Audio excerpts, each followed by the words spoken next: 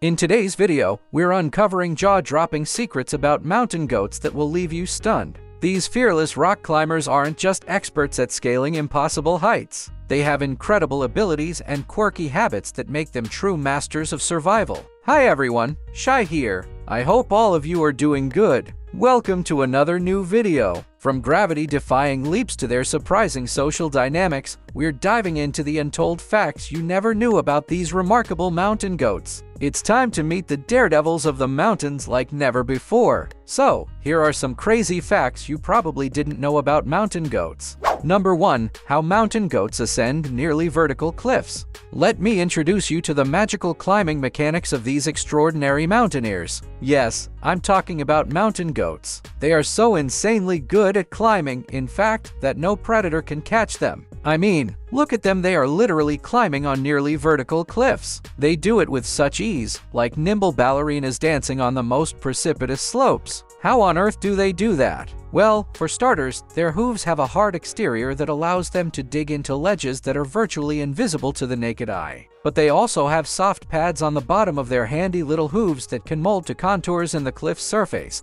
just like the fanciest climbing shoes. And even though their bodies seem thick and sometimes even chubby, these little expert climbers are actually very slender when you look at them head-on. Basically, they're shaped perfectly to balance themselves on extremely narrow protrusions. Neat, huh? They also have another cool trick up their sleeves, or rather, their legs. Mountain goats appear to strategically keep their elbows very close to their body's center of mass. This is important because while they're climbing and they extend their elbow, they propel their bodies straight upwards instead of rotating their torso. Basically, these guys are the perfect design to climb the most impossible slopes. Oh, and make sure to subscribe and like the video, or you'll dream of falling from these vertiginous cliffs every single night. Number 2. Mountain goats are actually not goats. Humans have an annoying tendency of naming animals based on other species that kind of look like them, instead of classifying them correctly through their biology. A few examples of this are koala bears, not bears, seahorses, definitely not horses, and yes, mountain goats. They have bulky coats, horns, and cloven feet. How could they not be goats, right? Well, you see, mountain goats are not classified as true goats at all. The main difference between the two species is evident in their habitat. Mountain goats live in the highest peaks of the highest mountains. At least we got one half of their name right. Basically, they live in such high altitudes that they've evolved thicker, shaggier fur to protect them from the elements.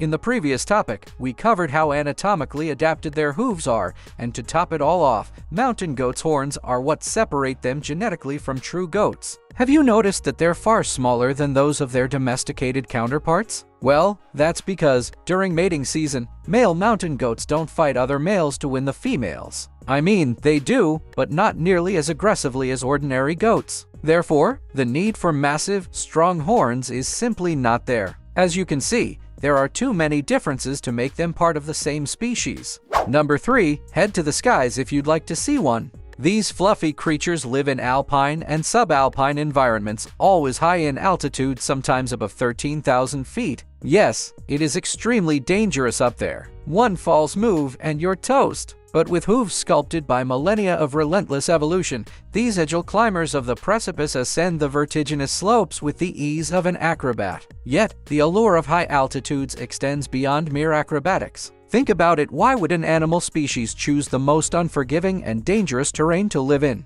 Well, exactly for that very reason. Mountain goats have evolved to come and go on the treacherous cliffs, but no other species has, especially not those that prey on them. Basically, by staying on the slopes, the mountain goats have figured out the perfect defense against predators. You can't eat them if you can't catch them. Genius, right? For that reason, there are still lots of mysteries about this magnificent animal, because it's so darn difficult to study an animal that lives in a place where you can't go. They don't stay perched in their ivory tower all the time though. In the summer, they stay above the tree line, but during the winter, they migrate to lower elevations where there are still some plants for them to eat. Before moving on to the next point, I'd like to take a moment to introduce you all to my merchandise. You can support my content by getting your favorite products from my store or by simply joining my channel. Your support means a lot to me. Now, let's get back to the video. Number 4. Where do mountain goats live? 2 words, North America. But okay, 3 words: northwestern North America. That's the only place on the globe where you'll find these whimsical-looking mountain creatures. Nowhere else in the world are they lucky enough to call themselves the home of the mountain goat. This species range is restricted to the steep and rugged mountain ranges. You can find them bouncing on the rocks from the northern Cascade and Rocky Mountains to south-central Alaska. In Alaska, they live throughout the southeast panhandle, and their range continues north and west along the coastal mountains to Cook Inlet in south-central Alaska. They're usually only found in the Chugach and Wrangell Mountains. However, small groups have been seen in the Talkeetna Mountains. They've also been introduced to the mountain ranges on Kodiak and Baranof Islands, where they seem to be doing very well. On the other hand, when they tried it on Chichagof Island, the project failed miserably. Number 5. Interesting nomenclature all around. Okay, first things first, what the heck is nomenclature? Well, it's basically a system for giving names to things within a particular field. For example, you may have heard of binomial nomenclature in biology class at school. It's the name for a specific way of referring to living things by 2 different names, like calling humans Homo sapiens, for instance. You may already know that baby mountain goats are called kids and males are called billies, but do you know what a female is called? Take a guess. Time's up. A female is called a nanny. Both genders look quite similar, except for one big difference: size. Billies are usually larger than females and also stockier. Both of these attributes come in handy when they have to compete for females during mating season, which is from early November to December. After the gestation period, when spring comes, nannies give birth to 1 or 2 kids. Number 6. Kids have to get the hang of it pretty quickly. Human babies have it easy. We have mommy and daddy to cater to our every need: clothes, shelter, baby food, doctors, and oh, so many toys. But when you're a kid mountain goat, things are a little more wild.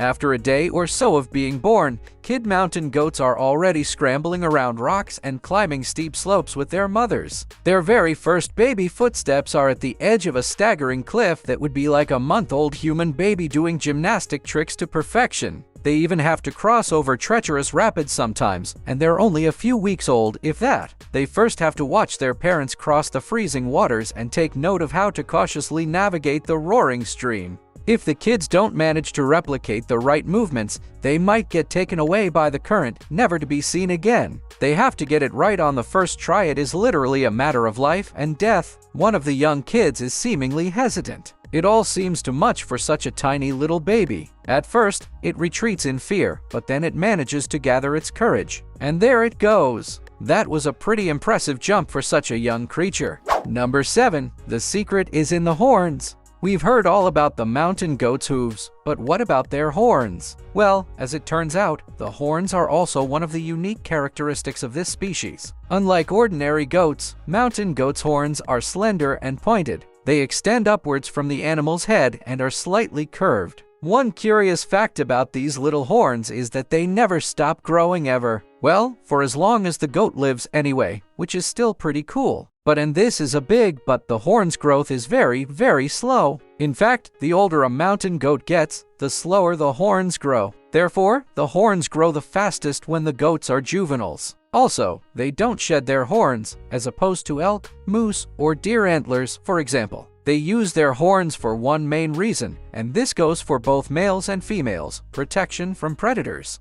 They are also useful during the occasional fight amongst themselves. The length of the horn for billies is about 12 inches, while nanny's horns are a little smaller, reaching up to 9 inches long. So, that was all for today. I hope you have watched the video up to this timestamp. Make sure to press the like button if it amazed you. Press the subscribe button if you still haven't subscribed to the channel, as it's totally free. You can follow me on all social media platforms. All links are given in the description. You can also watch other cool stuff. The playlist link is also mentioned in the description. I will catch you up soon in the next video. Till then, peace out.